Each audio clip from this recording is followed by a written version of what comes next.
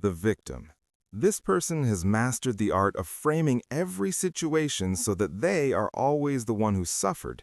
It does not matter how the conflict started or what role they played in it. By the time the story reaches anyone else, they were wronged, overlooked, or treated unfairly. The pattern is consistent. Accountability never lands on them because there's always a reason it wasn't really their fault. Someone else set them up, pushed them there, or left them no choice. What makes this type difficult to recognize is that sometimes they genuinely believe their own version.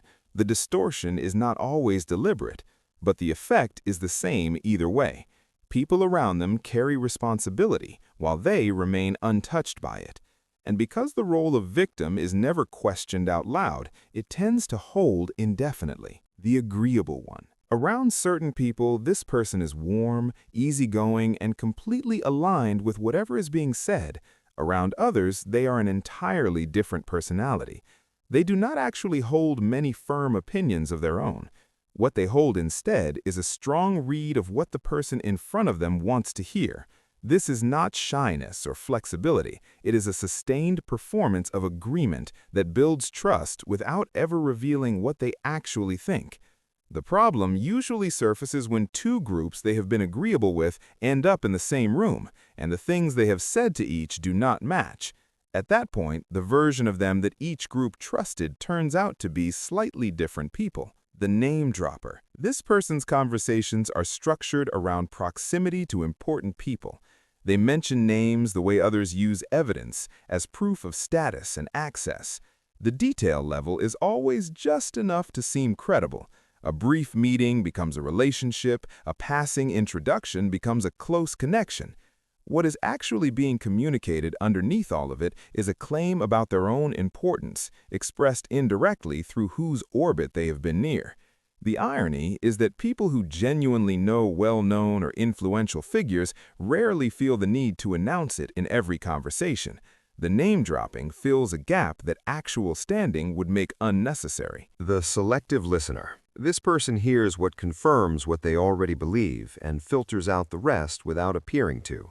You can make a point clearly and watch them respond to a version of it that is slightly different from what you said, one that is easier for them to dismiss or agree with. It is not always intentional, but over time a pattern emerges where every conversation ends with their original position intact and your actual words somewhere on the floor. Correcting the misquote rarely helps because the next version will shift again. Engaging with them long enough starts to feel less like a conversation and more like talking at a surface that only sends certain things back. The chronic humble bragger. Every complaint this person makes is a concealed achievement. They are exhausted from all the invitations, overwhelmed by how much people rely on them, frustrated that their work keeps getting recognized when they just want to be left alone.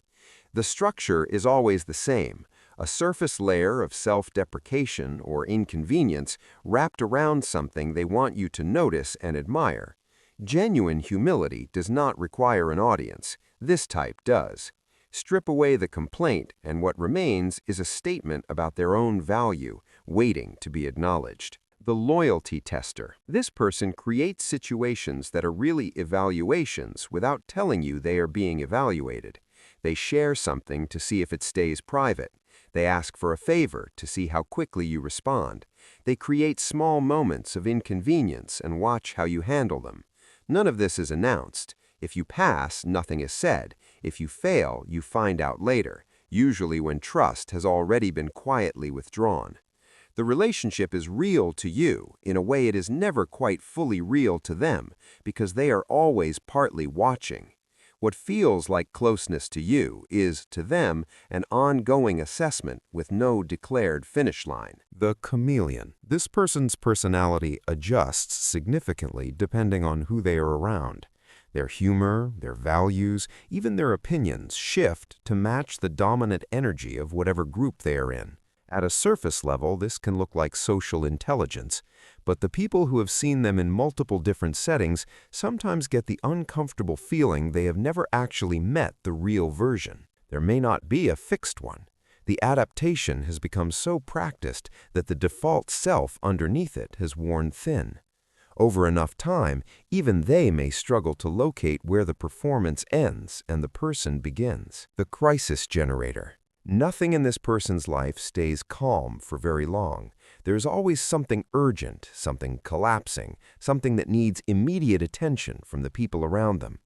Some crises are real, but over time a pattern becomes visible. The emergencies tend to arrive at convenient moments, when attention has drifted elsewhere, when accountability is approaching, or when a conversation is happening that they would rather redirect. The emotional weight of each crisis demands that everything else pause, and it usually does.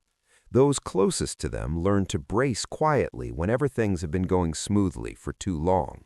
The selective moralist. This person applies principles with extraordinary precision when the target is someone they dislike, and with surprising looseness when the same standard touches them or someone they are aligned with.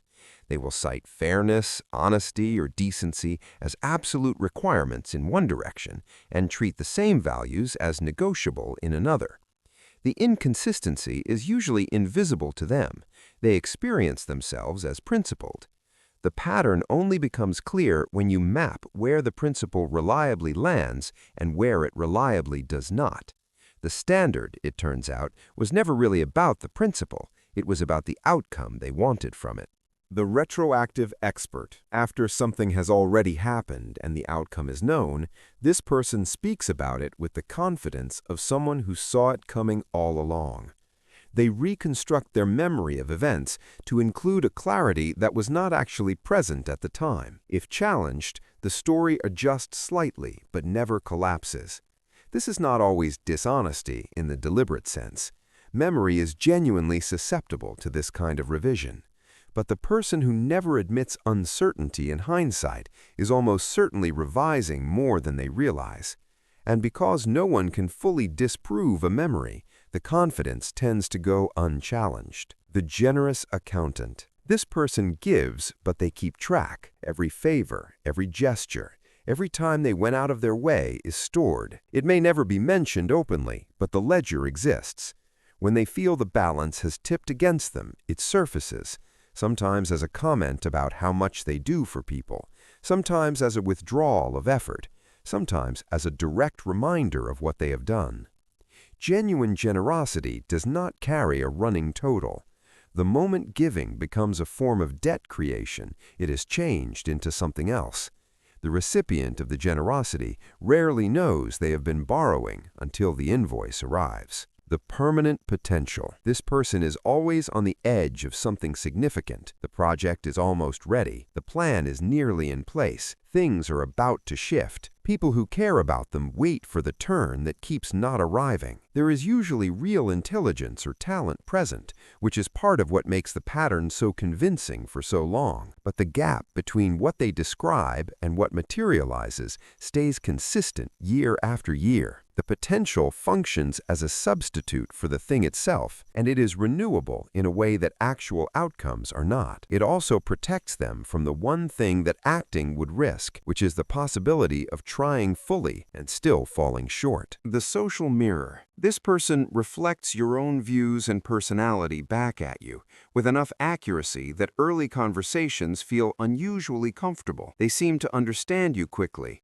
share your frustrations, appreciate what you appreciate. What is actually happening is careful observation and calibration. They are learning what you respond to and offering it back. It is not until later, when something does not quite fit or a contradiction surfaces, that the reflection starts to feel more constructed than real. The comfort you felt at the beginning was genuine, but what produced it was not understanding, it was technique. The quiet underminer. This person does not attack directly. The damage moves through suggestion, through the right question asked at the right time, through a look that says more than the words did, through praise that contains just enough qualification to plant doubt. In a group, they can shift how others see someone without ever making a single clear statement that could be challenged. The target often cannot explain exactly what happened. There is nothing specific to point to, but something has changed, and this person was present every time it did. That consistency, invisible as it is the only evidence available, and it is rarely enough to act on.